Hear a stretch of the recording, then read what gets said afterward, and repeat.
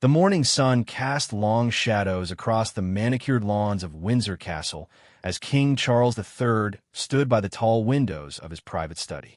His weathered hands gripped a steaming cup of tea while his eyes surveyed the grounds that had been home to British royalty for nearly 1,000 years. The weight of the crown, both literal and metaphorical, seemed heavier these days. At 75, Charles had waited longer than any heir in British history to ascend the throne, and now, barely 2 years into his reign, he faced a crisis that threatened to shake the very foundations of the monarchy he had sworn to protect. The scandal surrounding his younger brother Andrew had been festering like an infected wound for years. What began as whispered rumors in the tabloids had evolved into a full-blown international embarrassment that refused to fade away. Every morning brought fresh headlines, new accusations, and mounting pressure from Parliament, the public, and even his own advisors. The association with Jeffrey Epstein, the civil lawsuit in America, and the countless uncomfortable questions had turned Andrew from a decorated war hero into a liability the monarchy could no longer afford to bear. Charles remembered better times when Andrew was simply the dashing young prince who had served with distinction in the Falklands War.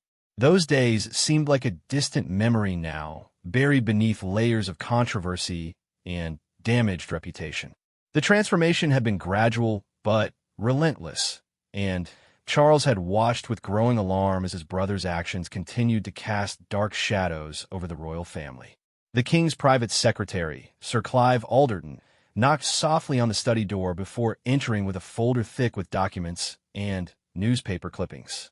His expression was grave, the kind of look that had become all too familiar in recent months. Sir Clive had served the royal family for decades and had witnessed many crises, but this one was different. This was personal, involving blood family, and the stakes had never been higher. "Your Majesty," Sir Clive began, his voice carefully measured, "we need to discuss the Andrew situation. The Prime Minister's office has called 3 times this morning, and the Palace Press Office is overwhelmed with inquiries from international media. Something needs to be done, and it needs to be done quickly." Charles set down his teacup and turned from the window, his blue eyes reflecting a mixture of determination and sadness. He had been dreading this conversation, but knew it was inevitable. The time for half measures and quiet damage control had passed. The monarchy's survival depended on decisive action, even if it meant making the most difficult decision of his reign thus far. The folder Sir Clive carried contained polling data that made for grim reading. Public support for the royal family had been steadily declining, with Andrew's controversies cited as a primary factor. Young people, in particular, viewed the monarchy as outdated and corrupt, unable to police its own members or take responsibility for their actions. The Commonwealth nations were asking pointed questions about their continued association with the British Crown, and several had already begun discussions about becoming republics. "What are our options?" Charles asked, though he suspected he already knew the answer. They had explored every possible avenue over the past months, from quiet retirements to public apologies, but nothing had stemmed the tide of negative publicity. The situation had reached a point where only the most drastic measures could hope to restore public confidence. Sir Clive opened the folder and spread several documents across the king's desk. "The legal team has prepared several scenarios, Your Majesty. We could strip him of all remaining titles and patronages, which we've partially done already. We could arrange for him to live abroad permanently, perhaps in Switzerland or Monaco, where many wealthy individuals maintain privacy. Or," he paused, clearly uncomfortable with what he was about to suggest, "we could formally exile him from all royal properties and functions, making it clear that the crown no longer recognizes any association with him."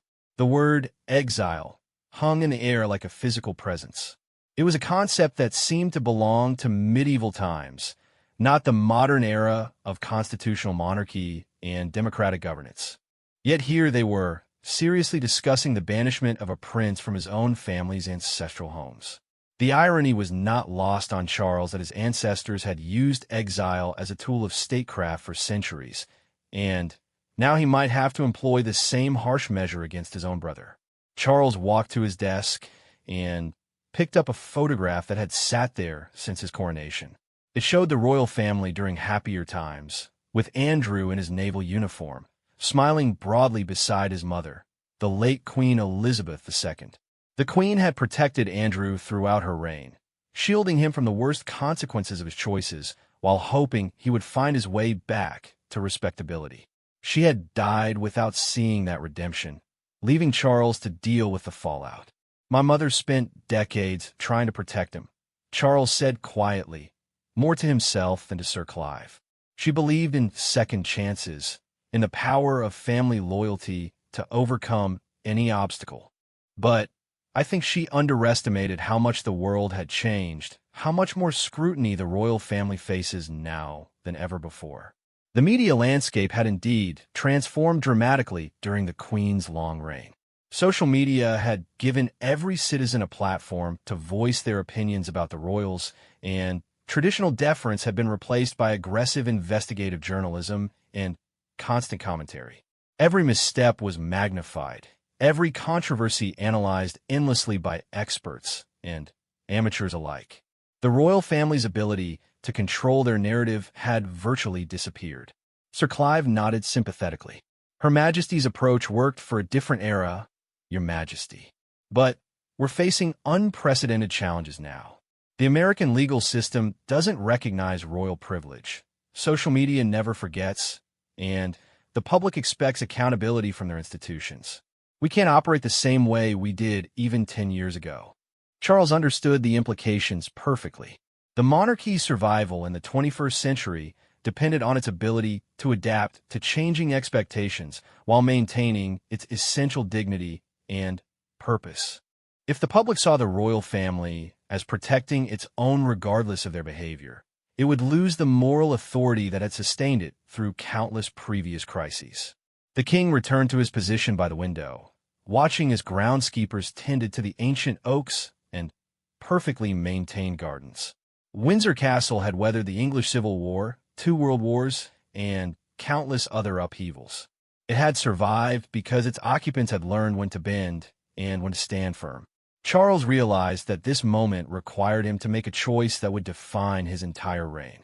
"Schedule a meeting with Andrew for tomorrow afternoon," Charles said finally, his voice carrying a new note of steel. "And ask the Archbishop of Canterbury to join us. If we're going to do this, it needs to be done properly, with proper spiritual guidance and family support." Sir Clive made notes on his tablet, already mentally preparing for the logistical challenges ahead. "Should I inform the Queen Consort, Your Majesty? And what about Princess and Prince Edward? They should probably be prepared for what's coming." Charles considered this carefully. His siblings had always been a tight-knit group, particularly after their father's death and their mother's passing.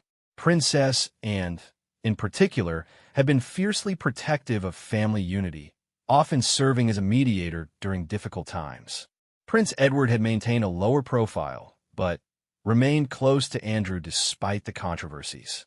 Breaking this news to them would be almost as difficult as confronting Andrew himself. Yes, arrange separate meetings with and Edward first. They need to understand why this is necessary, and I need their support if we're going to get through this as a family. And we'll be angry, and Edward will be heartbroken, but they're both intelligent enough to understand what's at stake. The afternoon brought a series of difficult conversations that tested Charles's resolve. Princess Anne arrived first, her expression already skeptical. She had served the royal family with distinction for over 5 decades, carrying out thousands of engagements with minimal fuss or controversy. Her work ethic and no-nonsense approach had earned her widespread respect, and she had little patience for family members who brought negative attention to the crown.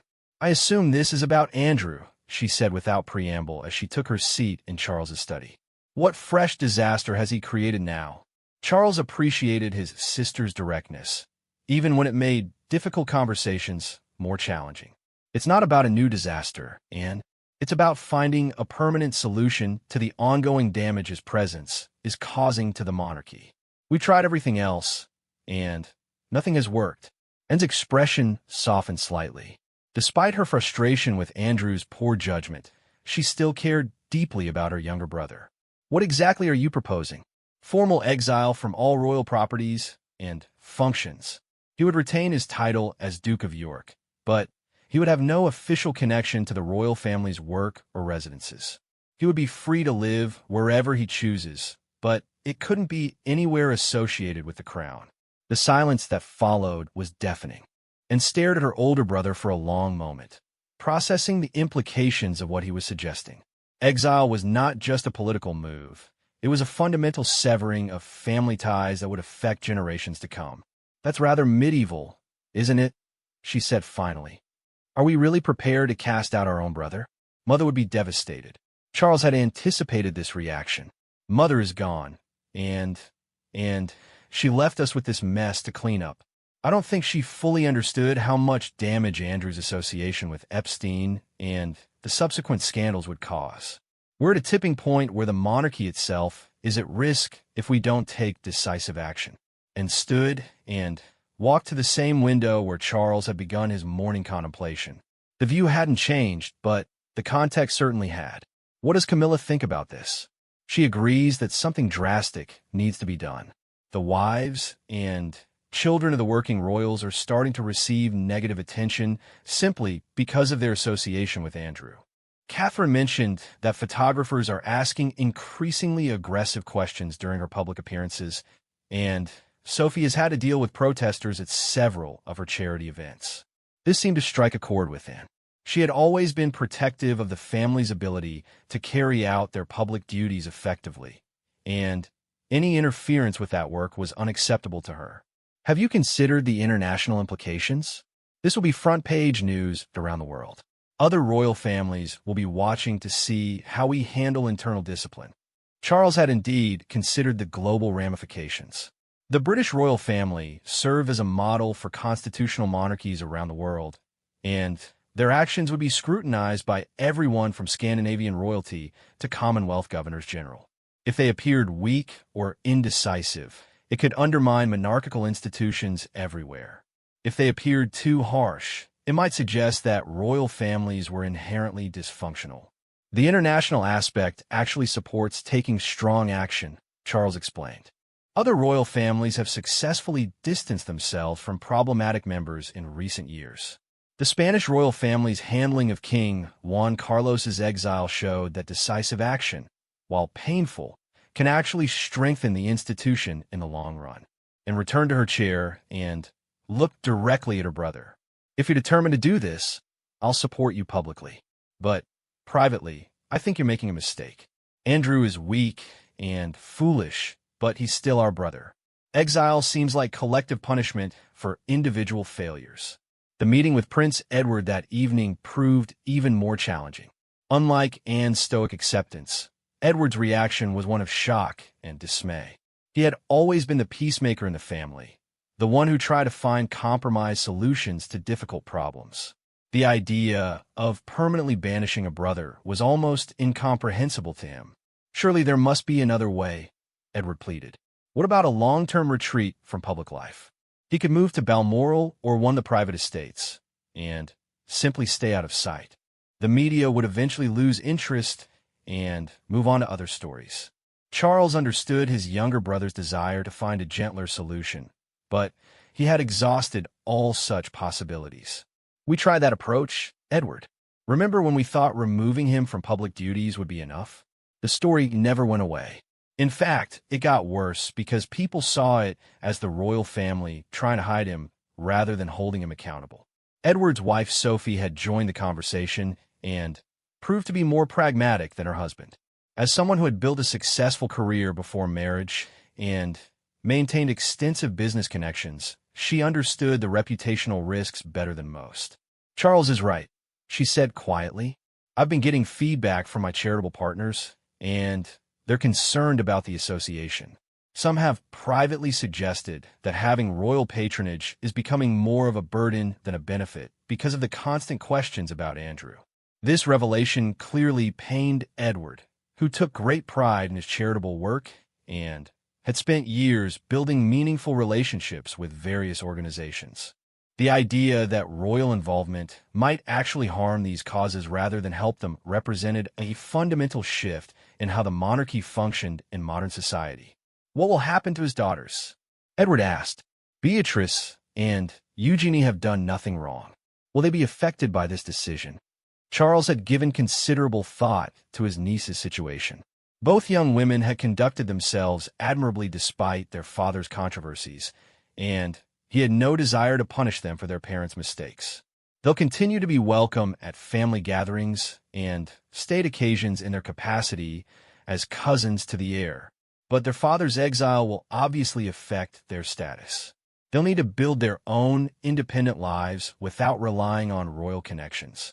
As the evening wore on, and Charles met separately with other senior royal advisors, the weight of his impending decision became increasingly clear.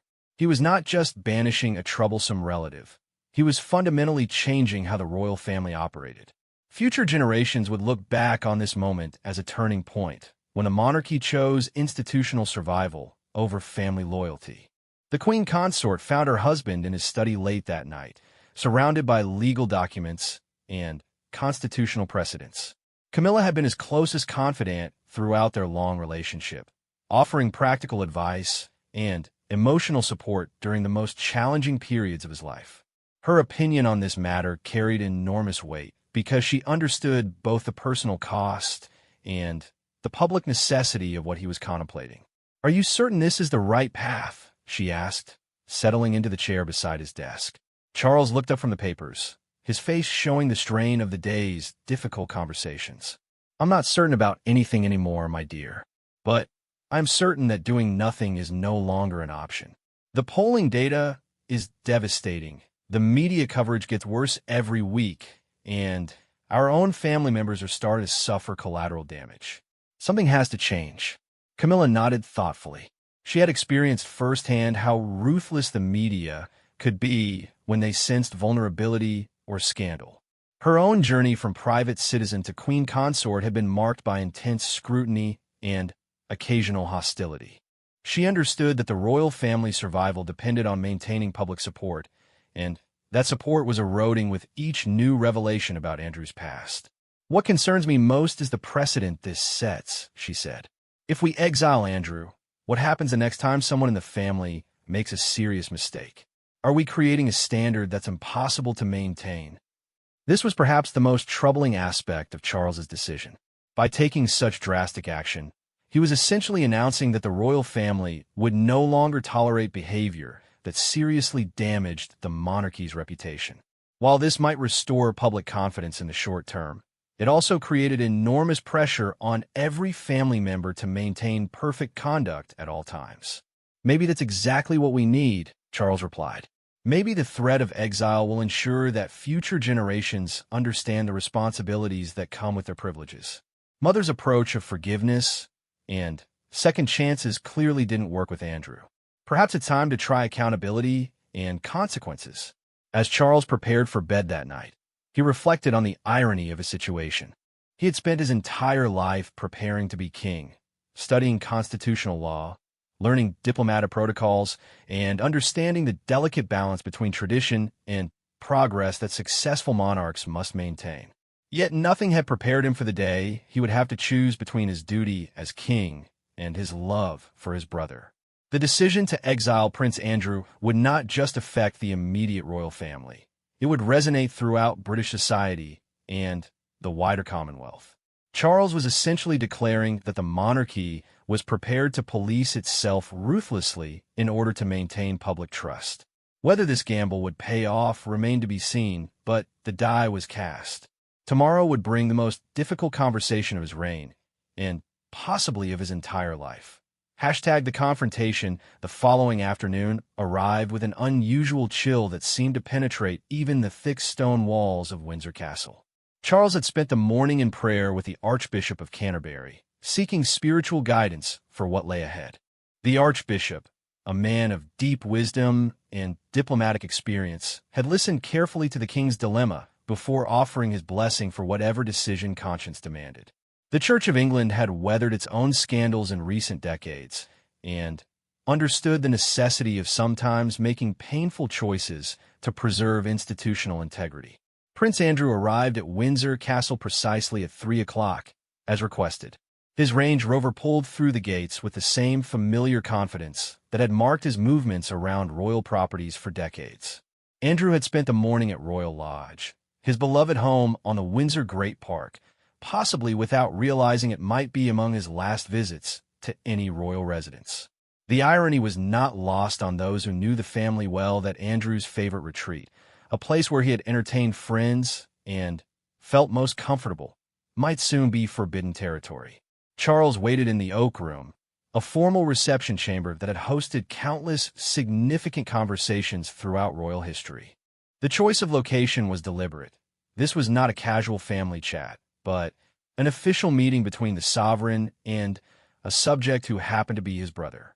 The archbishop sat nearby, ready to offer spiritual counsel if emotions ran too high. Sir Clive had positioned himself discreetly in the adjoining chamber, prepared to provide constitutional guidance if questions arose about the legal implications of what was about to unfold. Andrew entered the room with his characteristic swagger, though those who knew him well might have detected a slight hesitation in his step. He had undoubtedly heard rumors about the purpose of this meeting through the royal grapevine, but his expression suggested he was still hoping for another lecture about media management or public relations strategy. The gravity of his brother's expression quickly disabused him of any such optimism. "Andrew, please sit down," Charles said, his voice carrying the formal tone he had perfected during decades of official functions. "We need to discuss your future relationship with the royal family and its properties." Andrew took the offered chair, but remained on edge, his military bearing evident even in this moment of extreme discomfort. "I assume this is about the latest round of newspaper stories. I've told you before, Charles, none of those allegations have been proven in court. I've cooperated with every official investigation, and I've withdrawn from public duties as requested. What more do you want from me?" The defensive tone was familiar to anyone who had dealt with Andrew in recent years. He had developed an almost automatic response to criticism, combining legal technicalities with claims of persecution while rarely acknowledging the broader impact of his actions on the royal family. This pattern of deflection had frustrated palace officials for years and contributed significantly to the current crisis. Charles leaned forward, his hands clasped together in a gesture that conveyed both determination and regret. "This isn't about the latest stories, Andrew. This is about the cumulative effect of 5 years of scandal on the monarchy itself. Every week brings new headlines, new questions, new damage to the institution we're sworn to protect. The situation has become untenable. So what are you suggesting?" Andrew asked, though his tone suggested he suspected the answer would not be to his liking. "I'm informing you that effective immediately, you are no longer welcome at any royal residence or function. Your association with the royal family's official business ends today. You will retain your title as Duke of York, but you will have no further connection to the Crown's activities or properties." The silence that followed was profound. Andrew stared at his brother as if he had spoken in a foreign language, unable to process the enormity of what had just been announced. The concept of being banished from his own family's homes and gatherings was so alien that he seemed incapable of immediate response. "You can't be serious," Andrew said finally, his voice barely above a whisper. "These are our family homes, Charles. Our mother lived here, our father died here. You're talking about cutting me off from my own heritage, my own history. This is my life." Charles had anticipated this emotional appeal, but steeled himself against it. "This is also the life of every other member of our family, Andrew. Princess Catherine can barely conduct a public engagement without reporters asking about your situation. Prince William's children are starting to hear playground gossip about their uncle. The Commonwealth nations are questioning their association with the British Crown because of the ongoing scandal. Your personal situation has become everyone's problem." Andrew stood abruptly and began pacing the room, a habit from his Navy days when he needed to think through complex problems. "This is about that woman's civil lawsuit, isn't it? I settled that matter. It's over, finished, done with. Why can't everyone just move on?" "Because settling a lawsuit isn't the same as resolving the underlying issues, Charles replied with growing firmness. The public doesn't understand why someone who claims innocence would pay millions of pounds to make accusations disappear. More importantly, they don't understand why the royal family continues to support someone who has brought such negative attention to the monarchy. The Archbishop chose this moment to intervene, sensing that emotions were escalating beyond productive conversation. "Your Royal Highness," he said gently to Andrew, "perhaps we might consider this situation as an opportunity for reflection and renewal. Sometimes separation from familiar surroundings allows for personal growth and deeper understanding of one's purpose." Andrew turned his attention to the Archbishop with barely concealed irritation.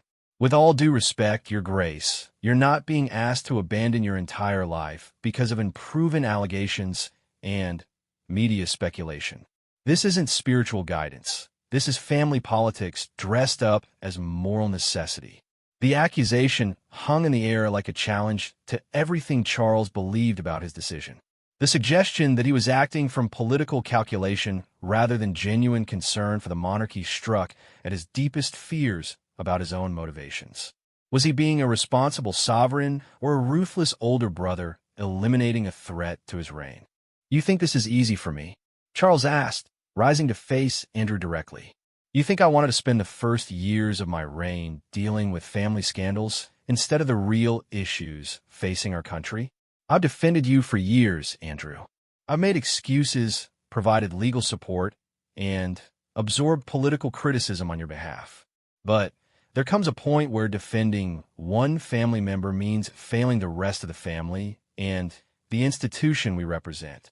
Andrew's military training had taught him to recognize when a battle was truly lost, and something in Charles's tone suggested that this decision was final rather than negotiable. "What about my daughters? What about my grandchildren who aren't even born yet? Are you condemning them to a life of explaining why their grandfather was cast out of his own family?" This question struck Charles precisely where Andrew intended. The king had always been devoted to his extended family, particularly the younger generation who represented the monarchy's future. The idea that his decision might harm innocent children weighed heavily on his conscience. "Beatrice and Eugenie will always be welcome at family events in their own right," Charles said carefully. "They've conducted themselves admirably throughout this entire ordeal, and they bear no responsibility for your choices. Their children will grow up knowing their royal cousins and understanding their heritage. But they'll also understand that actions have consequences." Andrew slumped back into his chair, the fight seeming to drain out of him as the reality of his situation became clear. "Where am I supposed to go? What am I supposed to do with the rest of my life? I'm 63 years old, Charles. I can't exactly start over somewhere else and pretend to be someone different." The vulnerability in Andrew's voice touched something deep in Charles's heart. Despite everything that had happened, despite all the frustration and embarrassment, this was still his younger brother asking for help. The urge to relent, to find some compromise solution, was almost overwhelming. "You have financial resources and personal connections," Charles said as gently as possible. "You could live quietly in Switzerland, Monaco, or any number of places where wealthy individuals maintain privacy. You could pursue business interests, charitable work that doesn't involve royal patronage, or simply enjoy a peaceful retirement. What you cannot do is continue to be a public face of the British royal family." Sir Clive entered the room carrying several legal documents that would formalize the exile arrangement. The papers represented months of constitutional research and legal preparation, ensuring that Andrew's removal from royal functions would be properly documented and legally sound. The mere presence of official paperwork seemed to make the situation more real for everyone involved. "There are practical matters to discuss," Sir Clive said with professional detachment. "Your Royal Highness will need to arrange alternative accommodation within 60 days. The Keeper of the Privy Purse has prepared a financial settlement that will ensure comfortable living arrangements, but it comes with strict conditions about public appearances and media interactions." Andrew looked at the documents as if they were instruments of torture rather than legal formalities. 60 days to abandon my entire life. How generous. It's 60 days to arrange a new life, Charles corrected. One that doesn't continue to damage the institution that our mother spent 70 years building and protecting. I'm not casting you out with nothing, Andrew. I'm giving you the resources and time to establish yourself elsewhere with dignity. The afternoon wore on as lawyers explained the technical details of Andrew's new status. He would lose all military appointments and patronages that hadn't already been redistributed. His police protection would be reduced to minimal levels appropriate for a private citizen rather than a working royal. Most significantly, he would be required to obtain permission before visiting the United Kingdom, essentially making him a voluntary exile who could return only for specific family occasions with advance approval. This is exile in everything but name, Andrew said bitterly as the legal implications became clear. You're making me a stranger in my own country. I'm making you responsible for your own choices, Charles replied. For too long, the royal family has shielded you from the consequences of your decisions. That protection is now withdrawn. You're free to live as you choose, but you're no longer free to claim royal privilege or family support while doing so. As the meeting drew to a close, Andrew made one final appeal to their shared history and family bonds. Do you remember when we were children at Balmoral? You were always the responsible one, the heir who had to follow the rules. I was the spare who could be more adventurous, more spontaneous. Mother used to say we balanced each other out, that you needed someone to remind you not to take everything so seriously. The memory was painful because it was true. Andrew had indeed served as Charles's window into a less formal world, someone who could laugh at protocol and find joy in simple pleasures. Those childhood summers at Balmoral had been among Charles's happiest memories, filled with fishing expeditions, pranks, and the kind of sibling camaraderie that only comes from shared experiences and unconditional love. That was a long time ago, Andrew. We were different people then, living in a different world.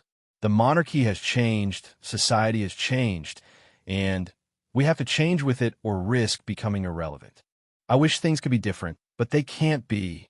Andrew stood to leave, his shoulders bearing the weight of a man who had finally understood that his old life was truly over. I suppose there's nothing left to discuss then.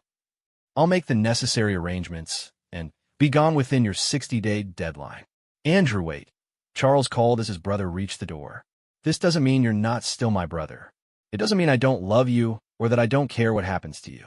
But it does mean that being my brother isn't enough anymore to justify the damage your presence causes to everything else I'm responsible for. Andrew paused, but didn't turn around. I understand perfectly, Charles. The crown comes first, just as it always has. Just as it did for mother and for father and for every monarch before them. I suppose I was naive to think family bonds might be stronger than institutional necessity. After Andrew left, Charles remained in the Oak Room with the Archbishop, processing what had just occurred. The decision was made, the deed was done, but the emotional cost was only beginning to be felt. The Archbishop offered prayers for wisdom and healing, understanding that the king would need spiritual support in the difficult days ahead. Have I done the right thing? Charles asked, voicing the doubt that had plagued him throughout the entire process. The Archbishop considered his response carefully. You have made a decision that prioritizes the welfare of many over the comfort of one. Whether that is right or wrong may not be known for years to come. But it was certainly necessary, and sometimes necessity must override preference in leadership. As evening fell over Windsor Castle, Charles found himself walking the same corridors where he and Andrew had played as children, where they had shared family dinners and holiday celebrations for decades. The hall seemed quieter now, marked by an absence that would be felt at every future gathering. The exile of Prince Andrew was complete, but the consequences for the royal family were only beginning to unfold. News of the decision would break to the public within hours, carefully orchestrated by the Palace Press Office to present the king's choice as a necessary step for institutional integrity. The reaction would be swift and intense, with supporters praising Charles's decisive leadership and critics condemning him for heartless treatment of family members.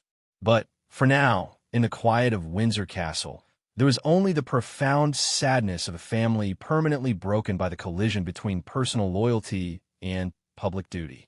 The Archbishop departed with promises of continued prayers and support, leaving Charles alone with his thoughts and his conscience. Tomorrow would bring new challenges as the world absorbed news of Prince Andrew's exile. But tonight there was only the hollow victory of a decision that might save the monarchy at the cost of destroying the man who had made it. #The aftermath and public reaction. The news broke at exactly 6 o'clock the following evening, time to coincide with the main television broadcasts and maximize international coverage. The palace press office had worked through the night, crafting a statement that walked the difficult line between explaining the decision and maintaining royal dignity. The announcement was brief but uncompromising. His Majesty the King had concluded that the Duke of York would no longer participate in royal functions or reside on royal properties, effective immediately. Within minutes, the story dominated every major news network around the world. The BBC interrupted regular programming with a special bulletin, while international media outlets scrambled to understand the constitutional and personal implications of a British prince being essentially banished from his own family. The word exile appeared in headlines from London to New York to Sydney, though the palace had carefully avoided using such dramatic language in their official communications. The reaction was swift and polarized, reflecting the deep divisions in British society about the role of the monarchy in modern life. Social media platforms exploded with commentary ranging from celebration to outrage, with hashtags supporting both Charles's decision and Andrew's situation trending simultaneously. The younger demographic, particularly those under 40, overwhelmingly supported the king's action, viewing it as long overdue accountability for privileged individuals who had escaped consequences for too long. Finally, a royal with some backbone, wrote one popular Twitter user whose post was shared thousands of times. Charles is showing that being born in a privilege doesn't mean you're above the law or immune to consequences. This is exactly what the monarchy needed to do to stay relevant. However, older generations and traditional monarchy supporters expressed horror at what they saw as the destruction of family unity for political purposes. Conservative commentators argued that Charles had violated fundamental principles of family loyalty and royal tradition, setting a dangerous precedent that could destabilize the entire institution. Former Conservative MP Sir Marcus Harrington appeared on BBC Newsnight to criticize the decision. This is not how the royal family has operated for 1,000 years. Families support each other through difficult times. They don't cast out members because of negative publicity. King Charles has shown that he values opinion polls more than blood bonds, and that's a devastating indictment of his character. The international reaction was equally intense, but generally more supportive of Charles's position. European royal families, particularly those in Scandinavia, had faced similar challenges in recent decades and understood the necessity of maintaining public confidence through decisive action.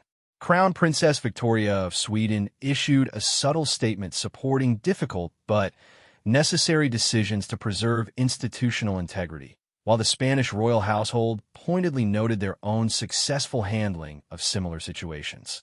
American media coverage was particularly extensive given the connection to Jeffrey Epstein and the civil lawsuit that had been settled the previous year. Major television networks devoted significant airtime to analyzing the decision, often comparing it to how American institutions handled members who brought negative attention. The consensus among American commentators was that Charles had done what any responsible CEO would do when faced with a liability that threatened the entire organization. This is what accountability looks like, declared CNN legal analyst Jeffrey Toobin. Prince Andrew's association with Jeffrey Epstein created an ongoing crisis of confidence for the British monarchy. King Charles has essentially fired a family member for poor performance, which is exactly what shareholders would expect from any major corporation facing similar circumstances.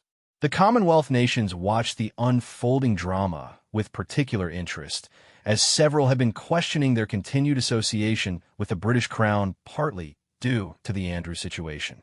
Prime Minister Anthony Albanese of Australia, who had been advocating for Republican status, issued a statement acknowledging that Charles's decision addressed one of the concerns raised by Republican supporters. While we continue to believe that Australia should become a republic, we recognize that King Charles has taken decisive action to address issues that were damaging the monarchy's reputation, Albanese said. This suggests a willingness to prioritize institutional integrity over personal preference, which is what we would expect from any head of state. Back in Britain, the political establishment struggled to balance respect for royal family privacy with the public's demand for accountability. Prime Minister Rishi Sunak found himself in the delicate position of supporting the king's decision without appearing to interfere in royal family matters. His statement was carefully crafted to express confidence in Charles's judgment while avoiding specific commentary on Andrew's situation.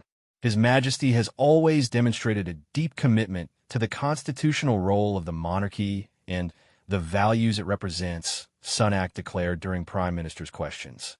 We have full confidence that any decisions regarding royal family matters are made with the best interests of the nation in mind. Opposition leader Sir Keir Starmer took a more direct approach, praising Charles for showing the leadership and accountability that the British people deserve from their institutions.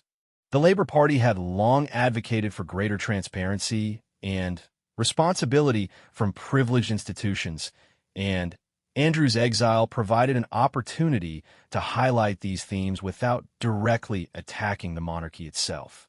The most poignant reactions came from those closest to the situation. Princess Beatrice and Princess Eugenie issued a joint statement expressing love and support for their father while acknowledging the difficult circumstances facing the royal family. Their carefully worded message avoided criticism of King Charles while making clear their intention to maintain relationships with both sides of their divided family. "We love our father and will continue to support him in his new circumstances," their statement read. "We also deeply respect His Majesty's responsibility to protect the institution of the monarchy and understand the difficult nature of the decisions he must make. Our family will navigate this challenging time with dignity and mutual respect." The statement was widely praised for its maturity and diplomatic skill, particularly given the young women's age and the emotional complexity of their situation. Royal commentators noted that Beatrice and Eugenie had handled the crisis with more grace than many senior royals had shown during previous family difficulties. Sarah Ferguson, Andrew's former wife, proved less diplomatic in her response. Despite their divorce decades earlier, she had remained close to Andrew and had been a frequent target of media criticism herself. Her statement, released through a spokesperson, barely contained her anger at the decision. "The Duke of York has served his country with honor and distinction throughout his naval career and his royal duties," Ferguson's statement declared. "The suggestion that he should be cast out of his own family because of unproven allegations and media persecution is both unjust and unprecedented. History will judge this decision harshly." Ferguson's defiant tone created additional challenges for the royal family, as it suggested ongoing conflict rather than acceptance of the king's decision. Palace officials worked quietly to discourage further public statements from family members, recognizing that continued controversy would undermine the very goals the exile was meant to achieve. The financial implications of Andrew's exile became a subject of intense speculation among royal watchers and financial journalists. Andrew's settlement from the Epstein lawsuit had reportedly cost the royal family millions of pounds, and his ongoing living expenses would require substantial resources. Rumors circulated that he had received a significant severance payment in exchange for accepting exile without legal challenge. The Sunday Times published an investigation suggesting that Andrew had been provided with a trust fund worth approximately £20 million, enough to maintain a comfortable lifestyle abroad, while ensuring he had no financial incentive to write memoirs or give paid interviews that might further embarrass the royal family. The palace declined to comment on these financial arrangements, maintaining their traditional secrecy about royal family assets. Meanwhile, practical questions arose about Andrew's future living arrangements and activities. Swiss authorities confirmed that they had received inquiries about residence permits for British citizens of significant wealth, though they declined to identify specific individuals. Monaco's government issued similar non-committal statements about potential new residents, while private security firms reported increased interest in services for high-profile individuals seeking privacy. The psychological impact on Andrew himself became a subject of considerable speculation, though he remained largely out of public view during the immediate aftermath of the announcement. Friends and former associates painted a picture of a man struggling to understand how his life had changed so dramatically, going from decorated war hero and senior royal to exile in the space of a few years. "He's devastated, obviously," one longtime friend told the Telegraph on condition of anonymity. Andrew never really understood how seriously the family viewed the situation. He thought it would blow over eventually, like other royal scandals have in the past. The reality that he's been permanently cut off is still sinking in. The friend's comments suggested that Andrew had underestimated both the persistence of public interest in a situation and the royal family's willingness to take extreme measures to protect their reputation. This disconnect between Andrew's perception and reality had been evident throughout the crisis, contributing significantly to the family's frustration with his responses to the scandal. Religious leaders across the United Kingdom offered varied perspectives on the moral dimensions of Charles's decision. The Archbishop of Canterbury, who had been present during the confrontation between the brothers, carefully avoided direct commentary while emphasizing themes of forgiveness and accountability in his Sunday sermon. "We are all called to balance compassion with responsibility," the Archbishop said during a service at Canterbury Cathedral. "Sometimes love requires difficult decisions that serve the greater good, even when they cause personal pain. We pray for wisdom for those in positions of leadership and healing for families experiencing division." Other religious figures were more direct in their criticism. The Archbishop of York, speaking at a conference on family values, suggested that Charles's decision prioritized public opinion over Christian principles of forgiveness and family loyalty. His comments created tension within the Church of England hierarchy and highlighted the religious dimensions of the royal family's crisis. Catholic leaders generally supported Charles's action, drawing parallels to the Church's own efforts to address scandals by removing problematic clergy from positions of authority. Cardinal Vincent Nichols of Westminster noted that institutions sometimes must make painful decisions to maintain their moral credibility, particularly when public trust is at stake. The impact on royal family dynamics became increasingly apparent as other members navigated their relationships with both Charles and Andrew. Princess Anne maintained her public support for the king's decision while privately ensuring that Andrew knew he retained her personal affection. Prince Edward struggled more visibly with the situation, appearing uncomfortable during public appearances and declining to answer media questions about his brother. The Queen Consort found herself in a particularly delicate position as someone who had married into the family and therefore lacked the deep emotional history that complicated the siblings' relationships. Her pragmatic approach to the situation earned praise from royal commentators who noted her stabilizing influence on Charles during the difficult decision-making process. Public polling conducted in the week following the announcement showed significant support for Charles's decision, with approximately 65% of respondents approving of Andrew's exile.